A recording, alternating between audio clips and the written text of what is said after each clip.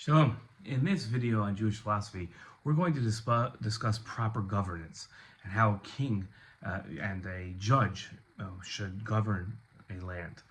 In the United States of America, you have a separation of powers. You have the executive branch, you have the legislative branch, and you have the judicial branch, and the three are not allowed to encroach on each other's territory. The Congress makes the laws, the president carries out the laws, he administrates the laws, and the justice system, the Supreme Court, makes sure that the laws don't violate the Constitution and are carried out in a legal fashion.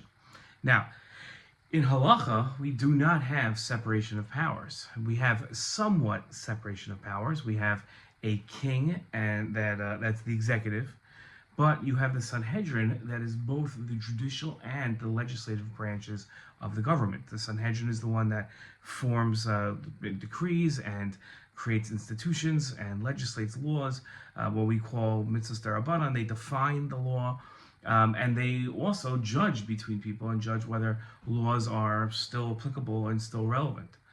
The king is the administrator, he's the executive, and he's the one that carries out the law. And in fact, it's best for a king not to sit on the Sanhedrin and not play a role in the judicial process, and is also not allowed to be brought up on charges and brought to trial. He's not allowed to participate in the judicial system, even as a defendant or a plaintiff. Now, he's not even allowed to be a witness. Now, what's fascinating is that many people know and are familiar with the saying in the Mishnah that a court that executes a criminal once in 70 years is considered a murderous court.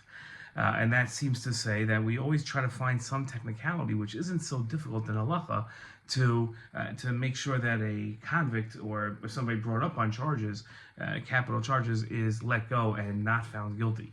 That's what we try to do as best as possible.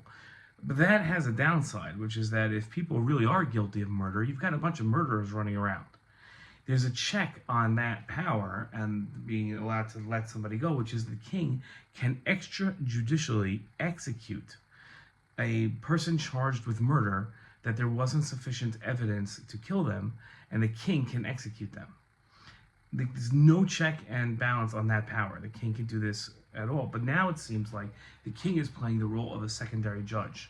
And this is where it gets interesting philosophically. The king is not playing the role of judge when he extrajudicially executes somebody, because he knows that they're a murderer. It's just common sense that they're a murderer. There just wasn't enough evidence to convict. The king isn't doing this out of a sense of justice, but rather out of what's called tikkun olam. We've heard this phrase thrown about, but this is a unique use of it, and it's actually the source of tikkun olam. The king is allowed to do that in order to ensure that society runs in a very good way, in a way that is peaceful, in a way that society can operate effectively without having, so for instance, murderers or thieves running around. The king is allowed to play that role not as a judge. It's a separate power. The power comes from his responsibility to administrate a functioning, effective, and healthy society for the entire community and the entire people.